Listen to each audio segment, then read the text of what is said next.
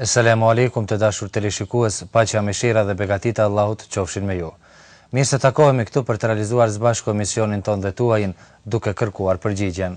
Sonte me mua në studio për t'ju dhënë përgjigje pyetjeve që ju i kanë adresuar në postën tonë elektronike pyetjet@csivis.com, është si zakonisht hoxha jon i nderuar Alaudin Abazi. Asalamu alaikum dhe mirë se erdhe. Aleikum selam, mirë se ju gjej. Për të mos e zgjatur kështu më shumë, do doja që më një herë të lexojmë pyetjen e parë, e cila na ka arritur nga një teleshikuese. Hoxhë nderuar, na përshëndet me selamu aleikum dhe tregon që është të shtatzën, thot, kam parë një ëndër me një qenç të vogël, sikur e mbaja thot në duar, më thoshte një emër vajze, si shembull e ka përmendur këto dy emra, Asksu apo Aksu. Nuk jam e sigurt thot a ekziston ky emër dhe nëse po, a duhet ja vej këtë emër vajzës dhe a quhet Aksa xhamia e dytë më njëherë pas qabës. Bismillahirrahmanirrahim, alhamdulillahi rabbil alamin, wassalatu wassalamu ala rasulina Muhammad, wa ala alihi wa sahbihi ajma'in. Allahun e lartësuar e lavdërojmë, i dërgojmë salavate dhe selame pejgamberin ton Muhammedit, familjes së tij, shokëve të tij dhe të gjithë atyre muslimanëve që pasojnë rrugën e tij deri në ditën e gjykimit. Për sa i përket kësaj pyetje, fillimisht themi në lidhje me ëndrrën, nuk kem çfarë të themi për arsye se nuk kem edhe kompetent apo mundësi të bëjmë komentimin e ëndrave, kurse në lidhje me emrin Aksu, ashtu si përmendet nga pyetja, themi se në gjuhën arabe kjo fjalë nuk ka domethënie. Kështu që edhe nuk përdoret si emër, nuk e di do të thotë që dikush e përdor apo dikush e mban këtë emër Aksu. Por prandaj edhe ndoshta më e drejtë do të ishte që mos ta përdornim apo mos ta vënim këtë emër fëmijëve tan. Kurse në lidhje me emrin Aksa, që po pyet se a është emri i xhamisë dytë pas Qabës, themi se në fakt Mesjidul Aqsa, xhamia e Aksas është xhamia e tretë për nga vlera e xhamive, për arsye se nga xhamit më të vlefshme, xhamia e parë është Mesjidul Harami, pra xhamia e Mekës, e Qabës. Pastaj në vlerë vjen do të thotë xhamia e pejgamberit ton Muhammedit, lavdërimi dhe paqja qofshin mbi të, e cila gjendet në Medinë. Pastaj vjen xhamia e Aksas, Mesjidul Aqsa, e cila gjendet në Jerusalemin e Sodit apo në Quds. Pra kështu është ajo radhitja e këtyre tre xhamive dhe kjo është domosdoshmë në lidhje me këtë emër. Gjithashtu duhet ta kem parasysh këtu, do thot në lidhje me këto tri xhami, se janë prej xhamiave që edhe pejgamberi sallallahu alajhi wasallam i ka lavdru, edhe i ka dallu, i ka veçu nga xhami tjera në përgjithësi. Për këtë në një hadith i dërguar i Allahut, lavdrimi dhe paqja qofshin mbi të, thot la tushaddu ar-rihal illa ila thalathati masajid. Nuk lejohet udhëtimi me qëllim do thot adhurimit vetëm se në tri xhami. Xhamia e Haremit apo e Mekës, e Qabës, xhamia e pejgamberit Muhammedit, lavdrimi dhe paqja qofshin mbi të, edhe xhamia e Aksas, do thotë që gjendet në Jerusalem. Pra kuptimi i këtij hadithi është se nuk i lejohet edhe nuk ka nevojë apo nuk do të ishte e drejtë për besimtarin të merr një udhtim që të vizitojë ndonjë xhami me qëllim do thotë të kryerjes së ibadetit, adhurimit aty, me pretendimin se është më e vlefshme se sa kryera në ndonjë vend tjetër, vetëm se në këto tri xhami, do thotë në xhamin në Qabe, në Medinë dhe në xhamin e Aksas, për arsye se në këto tri xhami vlera e faljes është më e vlefshme se sa nëse falem në ndonjë xhami tjetër. Për këtë edhe pejgamberi sallallahu alaihi wasallam thotë me një hadith se vlera e faljes në xhamin e Qabës është sikurse të falemi një namaz ka vlerën e 100.000 namazeve. kurse nëse falemi në xhamin në Medinë, do thonë xhamin e pejgamberit, lavdërimi dhe paqja qofshin mbi të, atëherë thotë se arrin vlerën e 1000 namazeve, dhe nëse falemi në xhamin e Aksas, atëherë vlera arrin do thotë ky namaz e arrin vlerën e 500 namazeve. Kjo është për sa i përket këtyre apo xhamisë së tretë Aksas. Ndoshta qëllimi pse ka pyet për këtë pyetjeja, mendoj se dëshiron do thotë të kuptoj se a lejohet të emërtohet fëmia me emrin Aksa, do thotë që zakonisht është emër femre, themi se nuk ka të keqe nëse emrojmë do thotë ndonjë vajzë do thotë me emrin Aksa, që në gjuhën arabe al-Aqsa do thotë diçka e largët, diçka domosdoshmë që s'mund të arrihet në atë kuptim, dhe është e përdorshme edhe nuk ka të keqe nëse emërtojmë me këtë emër. Neve më duket në një përgjigje të mëhershme kemi dhënë do thotë më detajisht disa rregulla dhe disa kritere që duhet me i pas në lidhje me emërtimin e fëmijëve, prandaj nuk po zgjerohemi më shumë do thotë në këtë pikë. Allahu e di më së miri. Hoxhë nderuar, Allah ju shpërblet për përgjigjen e dhënë. Pyetja radhës është kjo: a është namazi xumas i posaçëm për burrat dhe nëse e falin femnat atë, a ka gjë në këtë? Ju lutem thotë na jepni një komentim rreth kësaj. Namazi i xumas nuk është një namaz specifik për burra. Me fjalë tjera do thotë i lejohet edhe femrave të prezantojnë edhe ta falin namazin e xumas.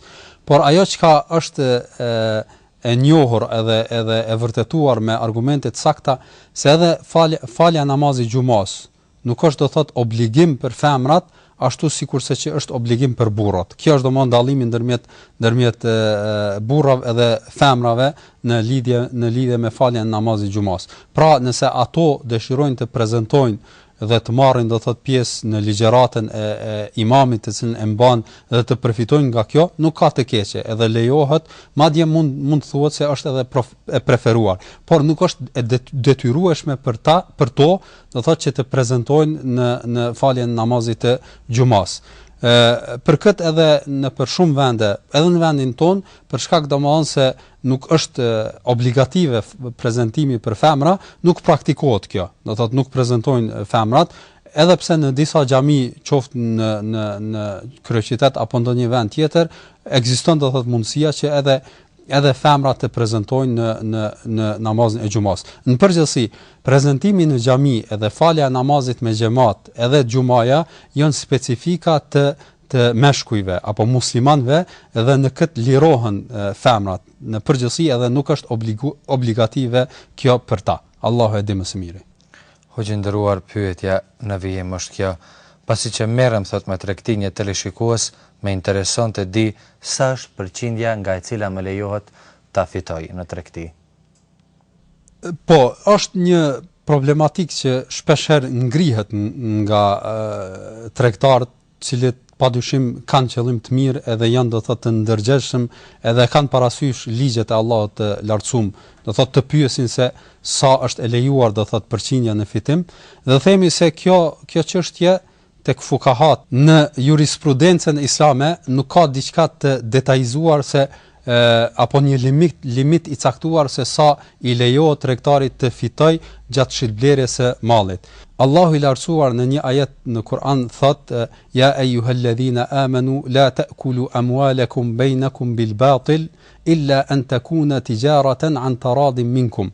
Po thot Allahu i lartësuar: o ju që keni besuar, mos e përvetsoni ose mos e hani pasurinë e njëri tjetrit me pa të drejtë. Përveç nëse kjo është në tregti ndërmjet juve, edhe me pëlqim, do thotë në një tregti që zhvillohet me pëlqim në mes juve. Nga ky ajet kuptojmë se besimtarit i lejohet, do thotë që të fitoj nga tregtia edhe nga transaksionet apo raportet që i bën tregtare me musliman tjerë, nëse kjo është do thot me pëlqimin e të dy palëve, edhe shitësit edhe blerësit, edhe në këtë nuk ka të keqe. Prandaj mund të themi se nuk ka diçka të detajzuar apo të limituar se nuk duhet të tejkalohet gjatë shitblerjes, madje ekziston edhe një hadith të cilën e shënon, është hadith i sakt i cili shënohet do thot nga transmetues të sakt, ku tregon se një sahabi i quajtur Urwa ibn Jad, ka qenë një shok i Muhamedit, lavdërimi dhe paqja qofshin mbi të, autorizon i dërguari i Allahut sallallahu alaihi wasallam që ja jap 1 dinar, do thotë asaj kohe, ja jap këtij personi që të shkojë edhe ta blejë 1 dele. E ky sahabi shkon në pazar apo domthonë në vend ku bëhet shitja e deleve, edhe gjatë si themi ne pazarllëku që ka bërë me shitësit e deleve, arrin që do thot me 1 dinar ti blej 2 dele, jo 1 dele po ti blej 2 dele. Edhe i merr ato 2 dele edhe fillon me u kthyte Muhamedi sallallahu alaihi wasallam. Mirë, po gjatë rrugës e takon një person tjetër i cili kërkon prej tij t'ia shet 1 dele. Edhe ky pranon, edhe bën pazarllëk prap me të, edhe arrin me shit atë dele me 1 dinar. Që do thot i ka bler 2 dele me 1 dinar, tash njërin e ka shit me 1 dinar, edhe në fakt i ka mbet ajo delja fitim. Edhe kthehet e i dërguari i Allahut sallallahu alaihi wasallam edhe i thot se kjo është delja të cilën e ke kërkuar me ble, edhe kjo është fitimi të cilën e kam realizuar, do thot me shitblerjen, do thot që e kam bërë edhe në pazar, edhe kur jam nis këtu në gjatë rrugës. Atëherë i dërguari i Allahut i ngrit duart edhe thot: o Allah, begataje do thot tregtinë e Urwas, domethënë të këtij personi. Do thot bën dua për të edhe e legalizon do thot këtë formë të shitblerjes që e ka bërë ky sahabi. Nga ky rast apo nga ky hadith kuptojmë se si i dërguari i Allahut ka leju do thot që fitimi të jetë ndoshta edhe i 100%. Madje edhe ekzistojnë edhe disa raste tjera, sikurse një sahabi tjetër i njohur me emrin Zubair ibn Awam, Allahu qoftë i kënaqur me të, tregohet se me një rast kishte bler një tokë apo një truall me një pasuri jo shumë të shtrenjtë. Edhe pas një kohe djali i tij e shet atë duke fituar shumë fish. Jo do thot vetëm 100%, po disa herë do thot me çmim më të lartë disa herë se sa që e kishte bler babai i tij. Prandaj eksperienca praktika e muslimanëve tregon se nuk ka ndonjë limit caktuar gjatë shitblerjes ndërmjet tregtarëve, u lejohet atyre kjo, por me kusht që mos me qenë, do thot mos me ndërhyjnë, do thot në këto raporte gënjeshtra, tradhtit dhe gjërat që fatkeqësisht shpeshherë ndodhin tek tregtarët, atëherë në këtë rast është ndaluar. Për shembull, nëse neve e kemi shit apo dojmë ta shesim një mall të mashtrojmë edhe të themi se e kemi bler këtë edhe s'kem fitim,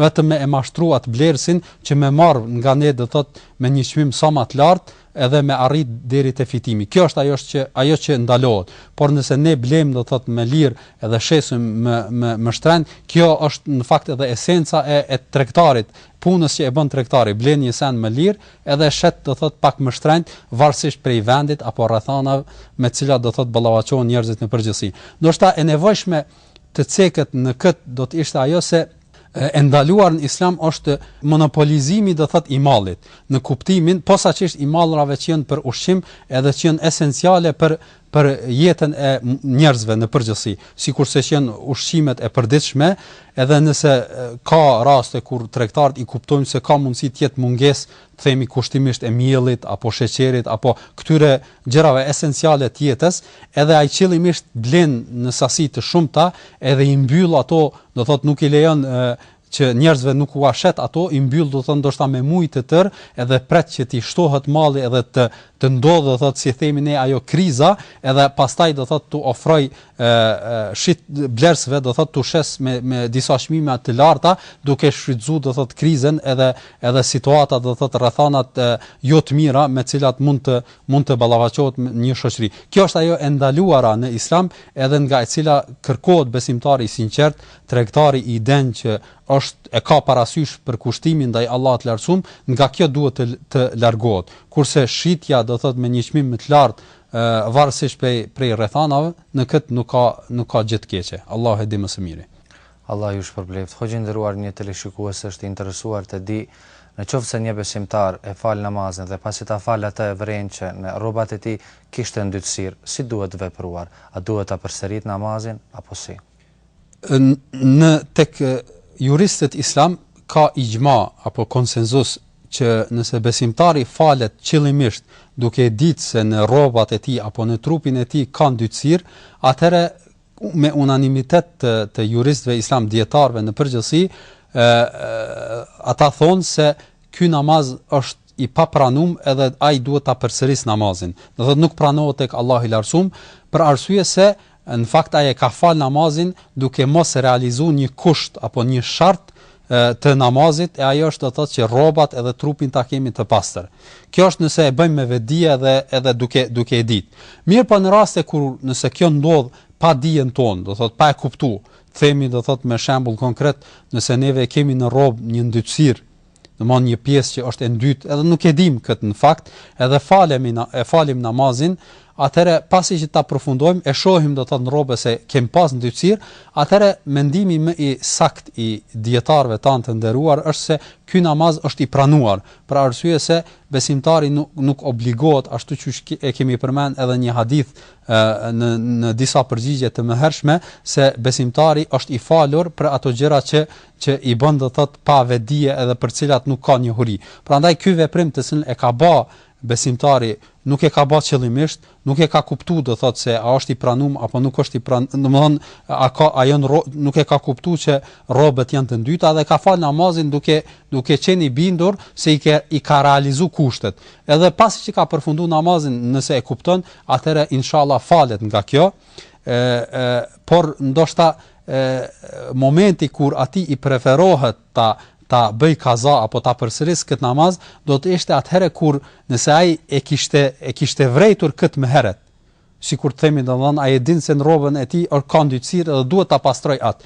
Mirë, po kur vjen koha e namazit, prekupohet me përgatitjen e namazit dhe harron atë. Pastaj fal namazin, masi që ta fal nëse i kujtohet, atëherë në këtë rast ndoshta është e preferuar për të që ta përsëris këtë namaz, posaçërisht nëse nuk i ka dalë koha. Për arsye se ai në fakt do thotë në një formë është një lloj neglizhimi që e ka shkaktuar do thotë që ta fal namazin pa i pastruar rrobat. Mirë, po edhe në këtë rast nëse i kalon koha dhe është një kohë e gjatë, atëherë e drejta edhe sakta e mendimit të dietarëve është se nuk kërkohet nga ai që ta përsëris namazin, se Allahu i Lartësuar nuk e ngarkon besimtarin me një gjë që nuk ka mundësi do thotë apo nuk mundet të jap përgjegjësi edhe për ato gjëra të cilat i harron. Si argument për këtë mund ta përmendim rastin kur i dërguari i Allahut tregohet me një rast në një hadith të saktë të cilin e shënon edhe Buhariu edhe Muslimi, se në kohën e Muhamedit sallallahu alaihi wasallam me një rast i dërguari i Allahut ka shkuar në xhami edhe ka fal namazin me xhamat, kuptohet, edhe gjatë faljes ka qenë duke fal me nallme, themi do thot me nallme, edhe duke fal namazin i heq ato nallmet. Do thot pa e prish namazin, i heq nallmet edhe i largon do thot në anën e majt të tij. Edhe sahabët që ishin lidhur pas tij e shohin, e bëjnë të njëjtën. Edhe ata i heqin do thot nallmet edhe vazhdojnë namazin. Kur ta përfundon i dërguari i Allahut sallallahu alaihi wasallam namazin edhe të kthehet ashtu siç është do thot sunet që imami të kthehet nga ana e xhamatit, i sheh se edhe sahabët i kishin hequr nallmet e tyre. Atëherë i pyet ata se pse keni vepruar kështu? Ata thanë, ke menduar kur te ke vepruar kët se ka ardhur shpallje apo është për ligj se falja e namazit duhet bëhet do thot duke i hequr nallmet, jo do thot me nallme, edhe kemi vepruar ashtu si ke vepruar ti. Atëherë i dërguar e Allahut, lavdërimi dhe paqja qofshin mbi të, thot jo. Thot unë i kam heq për shkak se Xhibrili më ka ardhur edhe më ka treguar se në nallmet e mia kam një ndytësirë, edhe i kam heq do thot për me largu ndytësirën. Edhe kjo ishte shkaku, jo se nuk lejohet të falemi me nallme. Do të thotë këtu dikush mund të hutohet apo të ngris pyetjen se si ka mundësi që në xhami të falen do thot njerëzit me kpuca apo nallme. Mund themi se kjo ka qenë në kohën e pejgamberit sallallahu alajhi wasallam, kështu është fal i dërguar i Allahut, për arsye se neve duhet ta kemi parasysh se para 14 shekujve, para 1400 e sa viteve, xhamit nuk kanë qenë të shtruara me pelhura apo me tepi ashtu siç janë sot, por kanë qenë do thotë të pashtruara, do thot kanë qenë dhe apo në zall. Edhe njerëzit kanë hyrë, do thot me kpuca, ashtu si i kanë, edhe ashtu janë fal, do thot në tokë, në zall, për arsye se rrethanat e asaj kohe kanë qenë se ka qenë një luks shumë i madh që njerëzit me pas çka me shtruar edhe në tokë. ta kem parasysh se ashtu kanë qenë rrethana në atë kohë, do thotë të rrallë kanë qenë ata njerëz të cilët kanë pas mundësi do thotë ta mbulojnë ndoshta krejt trupin me veshje, me pelhur, do thotë me rrobe, për arsye se mungesa ka qenë shumë e madhe në atë kohë, edhe për këtë praktika e besimtarëve ka qenë kështu, dhe janë fal do thotë me nallme. Edhe tregon hadithe të sakta nga sahabët e ndryshëm se i dërguar Allahut ka pas raste kur është fal me kpuc, do thot me nallme, ka pas raste kur është fal edhe zbathur, do thot me pa kpuca. Kështu që të gjitha janë të dy format janë të preferuara edhe bën të falemi, edhe në këtë nuk ka gjë të keqe. Madje edhe neve e dim do thotë rastin kur falim namazin e xhenazës, nuk i heqim kpucet, do thotë falim me kpucë për arsye se zakonisht faljen e bëjmë jashtë kur nuk ka gjë të shtrum, edhe në këtë nuk ka gjë të keqe. E përmenda këtë hadith për me kuptuar se besimtari nëse gjatë faljes ka ndonjë ndytësirë edhe nuk e din për këtë, atëherë është i liruar nga kjo, por duhet ta kem parasysh se në atë moment që ta kuptojmë, neve duhet ta menjanojmë këtë ndytësirë edhe ta heqim. Nëse është palt, atëherë duhet ta largojmë. Edhe nëse është mundësia mos me prish namazin, veprojmë ashtu, do thotë e heqim paltën edhe vazhdojmë namazin, për arsye se lëvizja gjatë heqjes së paltës nuk është një lëvizje e madhe që do ta prishte namazin. Mirë, po nëse është ndonjë vend apo ndonjë rrobe që është vështirë ta heqim gjatë faljes, atëherë detyrimisht obligohemi ta prishim namazin, ta heqim do thotë ndytësirën apo atë rrobë që është me ndytësirë, pastaj ta fillojmë namazin nga fillimi. Allahu e di më së miri. Hoxhë nderuar, pyetja e radhës është kështu: kur Allah i madhëruar ju tregoi me laikëve se në tokë do të krijonte njerëzit, ata thanë: a do të krijosh në tokë ata të cilët do të bëjnë trazira në tokë? Si e ditën ata që njerëzit do të sjellin trazira në tokë? Është e saktë se Allahu i lartësuar në Kur'an e përmend do thotë një lloj nëse mund të themi dialogu që është zhvilluar ndërmjet Allahut të plotfuqishëm edhe me laikëve në rastin e krijimit të Ademit alayhis salam. Ky dialog do thot përmendet në surën Bekare, aty tek ajeti 30 edhe në vazhdim, ku Allahu xhalla wa ala thot: wa idh qala rabbuka lil malaikati inni ja'ilun fil ardi khalifa qalu ataj'alu fiha man yufsidu fiha wa yasfiku ad-dima. Përkthimi, kur u tha Zoti me lajkeve se do të krijojnë në tokë një mëkëmbës, një halife, me lajket thanë: a do të krijosh në mon krijesa të cilat do të bëjnë nga tresa në tokë dhe do të derdhin gjak. Dhe kështu vazhdon do thotë dialogi ndërmjet Allahut të plotfuqishëm edhe me lajkev, ku Allahu xhalla wala u tregon atyre se krijimi i njeriut është domthon urtësi të cilën e din vetëm Allahu i lartësuar edhe nuk kanë mundësi ta kuptojnë me laçet. Kurse për sa i përket pyetjes se si kanë ditur apo si kanë pasur mundësinë me ditë me lajket se njerëzit do të bëjnë nga tresa dhe do të derdhin gjak dhe do të bëjnë turbullira në tokë, komentatorët e Kuranit kur e kanë komentuar këtë ajet kanë thënë se në lidhje me këtë kanë dhënë shpjegime të ndryshme, ndërto është ajo shpjegimi i parë të cilën e përmbajnë një shumicë dërmuese e mufesirinëve, komentatorëve të Kuranit, të cilët thonë se gjatë kur Allahu i lartësuar u tregoi atyre se do të krijojnë në tokë, edhe pse në Kur'an nuk është përmend se u ka treguar, do thotë kuptohet se gjatë shpjegim, domthonjë gjatë tregimit Allahu i lartësuar u ka treguar cilësitë e njerëzve me laçeve. Do thotë edhe pse në Kur'an nuk përmendet, kjo do thotë është e mundur që Allahu i lartësuar u ka treguar me lajkeve, edhe prandaj ata kanë pyetur pse të krijoj do thotë kësi krijesa që do të bëjnë do thotë turbullira edhe fatkeqësi në tokë. Pra kjo është kuptuar nga me lajket për arsye se Allahu i lartësuar u ka treguar atyre, edhe për këtë shkak ata kanë bërë pyetje, jo se e kanë ditur do thotë nga vetja e tyre. Ky është domosdoshmë njëri koment të cilin e tregojnë do thotë prej komentatorëve Abdullah ibn Mas'udi, pastaj Ibn Abbasi, Mujahidi dhe të tjerët. Pastaj komenti i dytë është se thuhet se me lajket kanë bë analogji, do thotë me krijesa tjera të cilat kanë jetuar në tokë, sikurse që kanë qenë gjinët. edhe dihet se nga cilësitë e gjinëve apo karakteret e gjinëve janë të përafërta me njerëzit. Ka prej tyre besimtar, edhe ka prej tyre që janë njerëz do thotë jo besimtar, edhe që bëjnë trubullira edhe fatkeqësi. Edhe kur Allah i lartësuar u ka treguar atyre se do të krijoj, ata e kanë kuptuar se do të kenë cilësi do thotë të njëjta sikurse që kanë pas do thotë krijesa tjera në këtë kuptim do thotë sikurse gjinët, prandaj edhe kanë bërë këtë pyetje. Kjo është do thotë një koment të cilën e bëjnë do thotë prej komentatorëve Muqatili, pastaj gjithashtu edhe nga Ibn Abbasi përcillet do thotë një koment i tillë dhe nga komentatorë tjerë.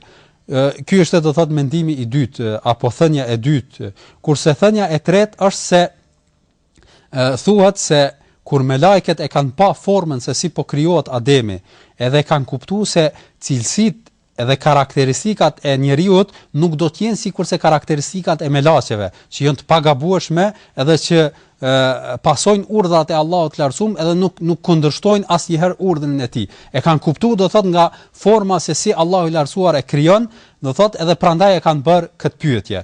Dhe mendimi i fundit, që gjithashtu është i qëndrueshëm, është ajo se kur Allahu i lartësuar u tha atyre do ta krijoj një mëkëmbës në tokë. Mëkëmbës që në arabisht do thot khalife, mëkëmsin në kuptim do thot do thonë një dikush i cili do të gjykojë në tokë, i cili do të ndajë të mirën edhe nga të mirën edhe të keqen. Pra e kanë kuptuar do thot nga fjala e mëkëmsit se do të jetë do thot dikush i cili do të ndajë do thot drejtësi, për arsye se do të ketë padrejtësi, do të ketë do thot derdhje gjakut edhe gjëra të këtilla, edhe njeriu do thot do të jetë ai i cili do të bërë do thot do të urdhërohet për të mbajtur drejtsinë. Dhe nga nga kjo domethënie e kanë kuptuar se njeriu do të jetë prej atyre që do të bëjë trazira edhe turbullira, prandaj edhe kanë bërë pyetje se pse të krijohet do thot një gjë apo një krijesë e këtill. Këto janë do thot ato komentet e komentatorëve të mufesirinëve të Kuranit në lidhje me këtë. Ndoshta është e nevojshme këtu ta përmendim atë se pyetja e melajkeve se pse të krijoi Allahu nuk është për qëllim do thot kundërshtim i vendimit të Allahut të lartësuar. Asesi nuk guxon të kuptohet kështu, ashtu siç mund të thot dikush se me lajket kanë kundërshtuar edhe kanë kundërshtuar urdhrin e Allahut edhe kanë thënë pse të krijosh në kuptimin e mohimit edhe refuzimit të kësaj. Asesi nuk ka qenë ky qëllimi i me lajkev. Qëllimi i me lajkev ka qenë do thot kërkim sqarimi vetëm në aspektin se pse të krijohet, jo në kuptimin se kjo nuk është e drejtë apo është e drejtë, për arsye se ne e dim prej karaktereve të melajkeve është se ata do thotë wa yaf'aluna ma yu'marun, se zbatojnë ato gjëra për të cilat urdhrohen, nuk kanë do thot karakter të refuzimit apo mospranimit të urdhrave të Allahut, që në fakt në këtë kanë hise do thot njerëzit që refuzojnë edhe nuk i pranojnë disa urdhra të Allahut të lartësuar apo nuk i zbatojnë ashtu siç duhet. Kjo ishte domosdoshmë në lidhje me komentimin e këtij ajeti. Allahu e di më së miri. Hoxhë nderuar, Allah ju shpërblef për përgjigjen e dhënë. Ndërsa të dashur teleshikues, juve ju njoftoj që tani do e bëjmë një shpujtje të shkurtër, por sigurisht ju vazhdoni të shoqëroheni me ne sepse ne do të rikthehemi pas pak.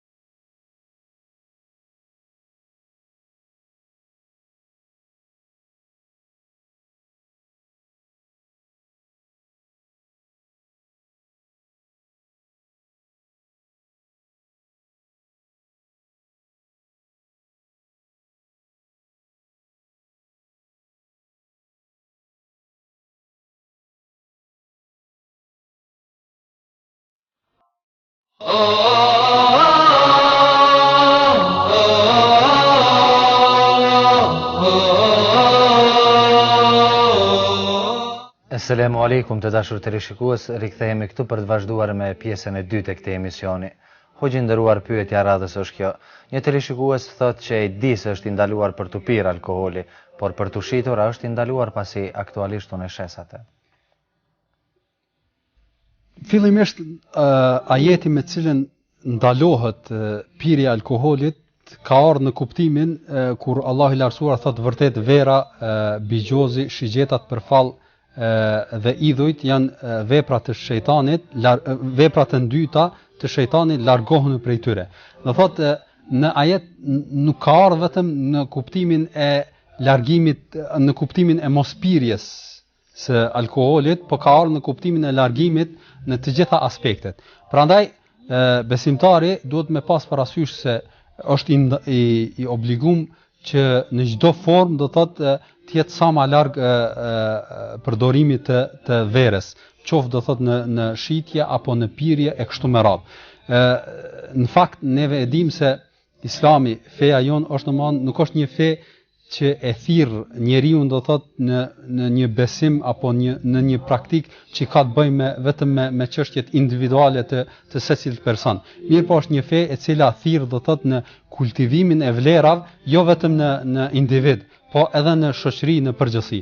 Prandaj në një formë, edhe nëse besimtari nuk e pin alkoolin, edhe nuk e përdor për veten e tij, vetë shitja e alkoolit edhe dhënia mundësi të tjerëve që ta blenë edhe ta pinë atë, në një formë është ndihmës do thotë në kryerjen e një ndalese që besimtari është i obliguar që të largohet edhe nga kjo. Për këtë edhe Allahu xhalla wa ala thot: "Wa ta'awanu 'ala al-birri wat-taqwa wa la ta'awanu 'ala al-ithmi wal-'udwan." Thot Allahu i lartësuar, dhe ndihmojeni njëri tjetrin në punë të mira edhe në mirësi, e mos e ndihmoni njëri tjetrin në punë do thotë të këqija edhe në mëkate. Edhe në një formë shitja e alkoolit është ndihmës do thotë tjetrit në punë të këqija edhe në mëkate. Gjithashtu edhe ekziston një hadith të drejtë për drejtë që e ndalon do thotë në fakt edhe shitjen. Transmetohet një hadith të saktë në cilën thot pejgamberi sallallahu alaihi wasallam se 10 grupe të njerëzve në çështjen e alkoolit janë të mallkuar. Ata janë, i pari është ai i cili e shtrydh atë, në një formë do thotë e bën alkoolin, pastaj ati që i shtrydhet, ai i cili e servon, ati që i serviret, ai i cili e shet dhe ati për cilin do thotë ai i cili e shet, ai i cili e blen, ai i cili ati të cilit i blihet e kështu me radhë, 10 lloje të njerëzve të cilët kanë qasje me alkoolin, jo vetëm në aspektin e pirjes, po do thotë në kuptime tjera janë të mallkuar edhe i kanosën do thotë në një formë do thotë janë nga ata të cilët kanë shkel urdhrat e Allahut edhe u kanosën do thotë me dënime nga Allahu i lartësuar. Prandaj themi se fatkeqësisht shumë prej atyre njerëzve besimtarëve, madje edhe që kanë qëllime të mira, nuk e kanë parasysh këtë. Thotë unë jam i lirë për vete, nuk e konsumoj, nuk e pi, por kjo është do thotë me liri, ai i cili dëshiron me pi, unë e shes. Do thotë nuk e shti askën me zor, edhe mendon do thotë se në një formë e liron ndërgjegjen e tij, për arsye se ai nuk e pin, po ai i cili e pin e blen, pa marr parasysh e shes unë apo e shes tjetri, ai e blen. Dhe kështu mundohet do thotë me arsyetu këtë veprim. Por ky arsye do thotë nuk është me vend. Edhe besimtari duhet me pas parasysh se duhet të largohet do thotë edhe shitjes, edhe blerjes, madje edhe servimit, edhe nëse na vjen në shtëpinë një musafir, qoftë edhe i huaj që nuk është musliman, edhe kërkon prej neve me servu do thot alkool, neve jemi ndaluar ta servojmë atë, edhe nëse nuk e pim. Për arsye se kështu na urdhron Islami, edhe Islami e kërkon prej besimtarit me kultivu do thot vërtetën, mirësinë, do thot gjërat e vlerat e larta, do thot në tërë shoqërinë, jo domethënë vetëm tek individi, edhe kështu do thot neve e aplikojmë, edhe duhet të jemi nga ata që duhet me apliku. Prandaj i këshilloj të gjithë ata tregtar edhe ata njerëz që kanë shitore edhe mbajnë do thotë raki, edhe pse e kuptojnë do thotë se kjo është e ndaluar, ta largojnë do thotë nga shitoret e tyre, edhe mos t'i shesin, le të largohen nga kjo për arsye se është një formë me cilën besimtari ka mundësi që me mendu se arrin ndonjë shpërblim apo ndonjë fitim nga kjo, po ky fitim nuk është i pastër, edhe është një hyrje apo një fitim të cilën e fiton do thotë që në të ka haram, në të do thotë nuk është e pastër, edhe ka mundësi me e përly krejt pasurinë tjetër që e ka.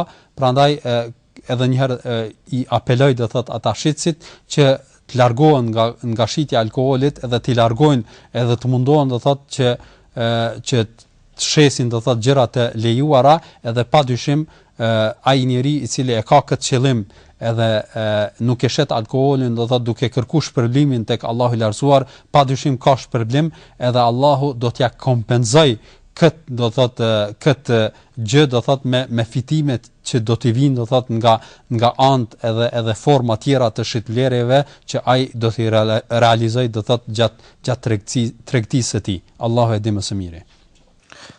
Allah ju shpërbleft, hoxhë nderuar, pyetja e radhës është kjo: a është të vërtetë se gruaja shtatzën nuk lejohet të përdor vajen apo kokrat e habës sauda? Nëse kjo është të vërtetë, atëherë pse nuk lejohet? A ka ndonjë rrezik nëse e përdorim? Nëse ka mundësi thotë më përgjigjeni. Do shta kjo pyetje më e drejtë do të ishte që ti drejtohet do thotë ndonjë mjeku i cili ka parasysh këto gjëra. Megjithatë mendoj se pyetja është bë për shkak se qëllimi është të kuptoj se mos ka ndonjë hadith që ndalon këtë gjë apo ndonjë transmetim nga shokët e Muhamedit sallallahu alaihi wasallam. Po kuptoj do thotë se ka mundësi nga ky këndvështrim është bërë pyetja. Sidoqë jetë për me kuptu edhe shikuesit e televizionit tuaj se për çfarë është qëllim, ndoshta ka nevojë të bëjmë një sqarim se për çfarë është qëllim me habbet sauda. Habbetu sauda që në gjuhën shqipe është njohur me termin kokra e zezë. Kështu i thuhet, është një lloj kokre që është e vogël, shumë e vogël, ndoshta arrin do thotë sasinë sikurse kokrat e susamit, nëse mund të themi, por është tërësisht e zezë. Do thotë këto kokra do thotë janë të imta dhe zakonisht do thotë ka mundësi shiten do thotë në për vende të ndryshme, edhe kjo kokër përdoret për ushqime të ndryshme, qoftë do thotë i bluar, qoftë si vaj, qoftë edhe ashtu kokër si është në tërësi. Themi se kjo kokër ka vlerë edhe është domosdoshmë shumë e shëndetshme të përdoret për njeriu, pa marrë parasysh a vun nga ndonjë smundje apo nuk vun, do thotë është e shëndetshme.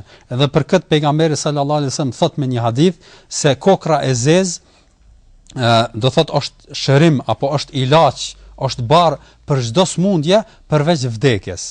Kështu domthon thot pejgamberi lavdrimi dhe paqja qofshin mbi të, dhe nga ky hadith e kuptojmë vlerën që ka kjo kokër. Pra mund të ndihmoj apo është ilaç për çdo smundje, pa marrë parasysh se çfarë smundje është ajo, përveç vdekjes, për arsye se vdekja është saktim i Allahut të Lartësuar, edhe asaj s'ka mundësi të ik askush. Edhe nuk ka ndonjë ilaç që mund ta parandaloj. Prandaj nga ky hadith kuptojmë se lejohet edhe është e preferuar për njeriu ta konsumoj atë pa marrë parasysh në çfarëdo forme që mund ta bëj atë. Por nga ato leximet që i kemi bërë në lidhje me këtë, kemi kuptuar se disa mjek tërheqin vërejtjen se nuk është mirë të përdoret për gruan shtatzën, do thotë kjo kokër. Për arsye se i ka disa veti, në fakt do thotë kjo kokër ka shumë veti dobipruese për shëndetin e njeriu, ndikon do thotë direkt në fuqizimin e imunitetit të njeriu, edhe i rrit do thotë rruzat e kuqe dhe të bardha në përgjithësi, edhe e bën njeriu do thotë jetë më i fortë në viruset edhe smundjet me të cilat mund të ballavaçohet, që ato të mos smuhet njeriu me to, apo ti paksoj do thotë shkaktimin e atyre smundjeve. Por tek gruaja shtatzan nuk preferohet ti përdor ato për arsye se vaji i tij është shumë i rënd.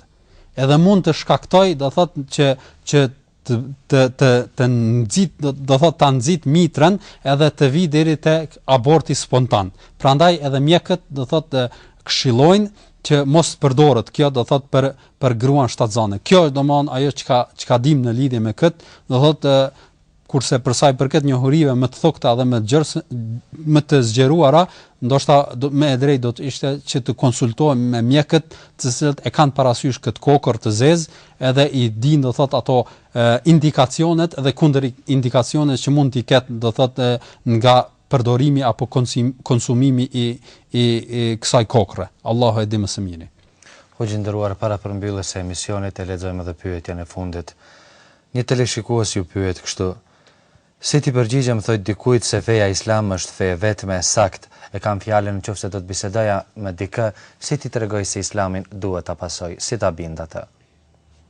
Vërtet përgjigjja e kësaj pyetje mund të bëhet në shumë këndvështrime, edhe qasja gjithashtu varet edhe me personin me cilin bisedojmë apo debatojmë. Për arsye se varësisht nga këto dy aspektet mund të zhvillohet edhe biseda edhe trajtimi do thot i çështjes. Sidoqoftë, unë do të mundohem ta potencoj do thot këtë çështje nga një këndvështrim që është i nevojshëm të trajtohet kur flasim për islamin edhe vërtetësinë e kësaj feje.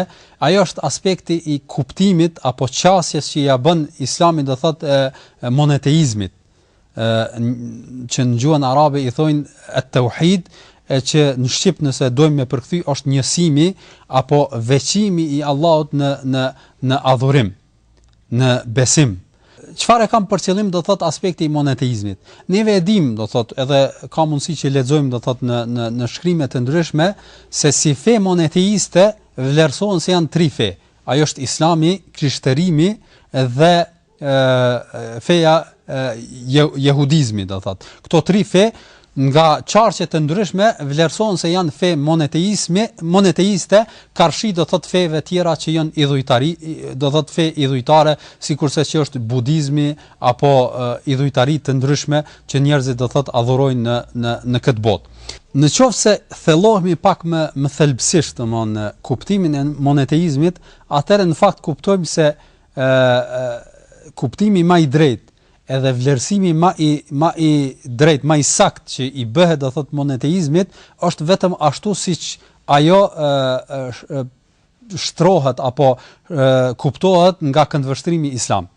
E kam fjalën se nëse do ta marr shembullin krishterët, të cilët pretendojnë se kanë monoteizëm apo se feja krishtere është monoteiste, nëse e shohim do thotë se në çka besojnë ata edhe çfarë adhurojnë ata, atëherë kuptojmë se besimi i tyre apo kuptimi i tyre në i Zotit, do thotë është kuptim jo i drejtë. Për arsye se ata besojnë se Zoti është i përbër nga Ati, që është domosdoshmë ai Zoti esencial nëse mund ta quaj kështu, pastaj nga shpirti i shenjtë dhe nga Isau, që është djali i Zotit, nga i biri. Dhe këto trija e bëjnë do thot Zotit. Edhe njeriu apo i krishteri pa marrë parasysh e adhuron Zotin esencial që është Ati, apo e adhuron shpirtin e shenjtë, apo e adhuron do thot birin e Zotit, ai në fakt do thot konsiderohet se ka adhuruar Zotin. Nga këndvështrimi i drejtë i monoteizmit, do thot nga ky aspekt i kuptimit të adhurimit, atëherë nuk mund të themi se është duke u realizuar monoteizmi, për arsye se i krishteri gjatë adhurimit të tij nuk adhuron vetëm Zotin, po adhuron së bashku me Zotin edhe Isaun alayhis salam, i adhuron edhe shpirtin e shenjtë, edhe do thot në fakt e ka deviju kuptimin e adhurimit të një Zoti që nënkupton monoteizmi. Duke i ashtu kësaj se ata adhurojnë edhe kryqin, do thot i përkulen, kërkojnë do thot shpëtim nga kryqi, pastaj i adhurojnë edhe njerëzit e shenjtë, sikurse që kanë qenë do thot njerëzit e ndryshëm, do thot atyre u drejtohen me lutje e kështu me radhë, që me një fjalë ata pretendojnë se adhurojnë një Zot, po në praktikën e tyre, do thot adhurojnë shumë zota. Edhe pse nëse ata nuk i quajnë zota, po i quajnë si njerëz të arritur, apo i quajnë si njerëz të shenjtë, apo i quajnë se biri i Zotit e kështu me radhë. Gjithashtu e njëjta është edhe tek jehudit. Do thotë ata pretendojnë se Uzeri është i biri i Allahut, i Zotit. Edhe praktika e tyre e adhurimit nënkuptojnë se adhurojnë më shumë se Zotin, apo së bashku me Zotin adhurojnë edhe idhuj tjerë, pa marrë parasysh se çfarë janë ata. Kurse në Islam, do thotë ky kuptim apo kuptimi i adhurimit të një Zoti është do thotë kuptim absolut. Dhe në të nuk ka asnjë shoqërim të dikujt tjetër që besimtari të adhurojë së bashku me Allahun. Prandaj edhe Allahu xhalla wala thot në Kur'an: "Wa anna al-masajida lillah, fala tad'u ma'a Allahi ahada." Se vërtet xhamit janë për Allahun dhe mos adhuro së bashku me Allahun dikë tjetër. Për këtë edhe neve xhamit tona që i kemi, vend falje tona, i shohim do thotë janë vende ku nuk madhërojmë do thotë diçka tjetër sikurse që e madhrojmë Allahun e lartësuar. Janë xhami do thotë vende të thjeshta që nuk ka do thotë idhuj, nuk ka do thotë kryqe, nuk ka fotografi, madje nuk ka as varre, edhe vende të shenjtëve që neve të shkojmë edhe t'i adhurojmë ato së bashku me Allahun. Për këtë edhe neve kemi fol edhe në disa përgjigje të mëhershme, për këtë edhe Islami ka ndaluar do thotë ndërtimin e tyrbeve apo madhërimin e varrezave, për arsye se neve me këtë formë çka i kushtojmë adhurim dikujt tjetër së bashku me Allahun.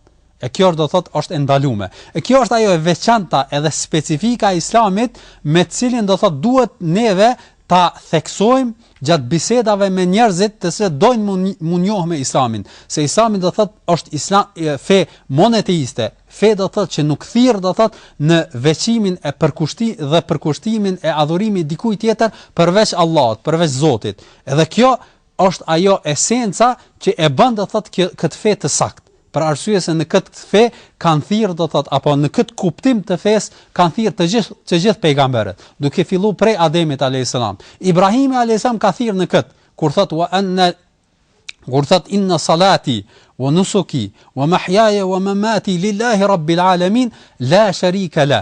Po thot vërtet namazi im që është për kuptim adhurimi, kurbani im, do thot ajo therrja që e bëjmë për hir të Allahut, vjeta ime, vdekja ime është për hir të Allahut, është vetëm për Allahun.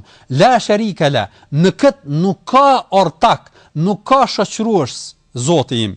Dhe për këtë un jam i urdhëruar edhe dëshmoj se jam do thot i pari i muslimanëve. Këtë e ka thënë Ibrahim alayhis salam, këtë e ka thënë edhe Isa alayhis salam, Musa alayhis salam, e kështu me radhë të gjithë pejgamberët.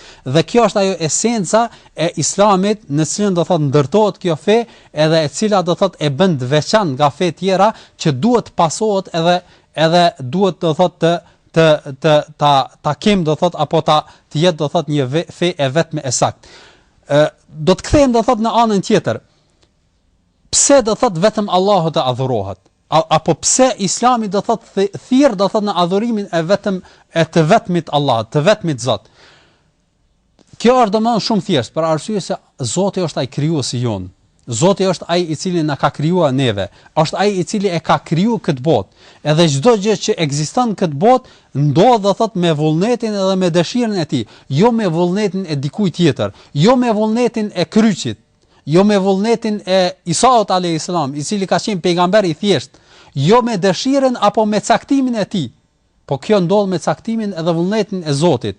Edhe ai është i cili na furnizon neve. Zoti i plot fuqishëm. Prandaj neve atij i dorëzohemi, edhe atij i lutemi, edhe atij i përkushtojmë adhurim, e jo krijesave tjera. E kjo do të thotë ajo është ajo esenca për çka do thotë Islami është fe e saktë.